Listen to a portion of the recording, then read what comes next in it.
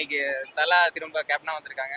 கண்டிப்பா இன்னைக்கு இதுல இருந்து கம்பேக் எதிர்பார்க்கிறோம். இப்போ வந்து ருத்துக்கு வந்து ரீப்ளேஸா யாரை கொண்டு வருவாங்க? இதுக்கு ரீப்ளேஸ் ஏதாச்சும் யங் பிளேயர்ஸ் இருந்தாங்கன்னா போடுவாங்க. இல்லனா சாம் கரன் தான் வரும்னு நினைக்கிறேன்.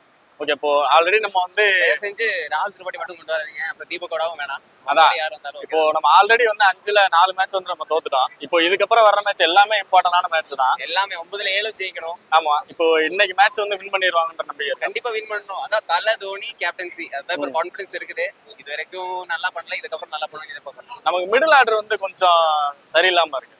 டாப் ஆர்டரே சரியில்லாம இருக்கு ப்ரோ. இது வரைக்கும் எப்படி டாப் ஆர்டரே ஆடல. போன மேட்ச் தான் கொஞ்சம் நல்லா ஆடிட்டாங்க. 200 ரைஸ் பண்ணிருக்கு. இது வரைக்கும் 180 நம்ம தாண்டது இல்ல. சோ போன மேட்ச் நம்ம பேட்டிங் கொஞ்சம் பெட்டரா இருக்கு. So yeah hope is there. சரி, இப்போ என்ன சேஞ்சஸ் வந்து நடந்தா இதுக்கப்புறம் வந்து சிஎஸ்கே அந்த வெற்றி பயணத்தை தொடரும் அப்படின்னு நினைக்கிறேன்? நாங்க ஃபர்ஸ்ட் எப்படி எதிர்பார்த்தோம்னா லைக் கான்வேயும் அப்புறம் ருத்ராஜும் ஓப்பனிங் இறங்கும். ஸோ போன வாட்டி அப்படிதான் நல்லா இந்த ஓப்பனிங் பார்ட்னர்ஷிப் இருந்துச்சு. இந்த வாட்டி ரச்சினை வச்சுட்டே பண்ணியிருந்தாங்க. ரச்சினை வந்துட்டோன்னு இறக்கி இருந்துக்கலாம். தெரியல, பார்ப்போம். இந்த கேப்டன்சில ஏதாச்சும் மேஜிக் நடந்தா தான் உண்டு.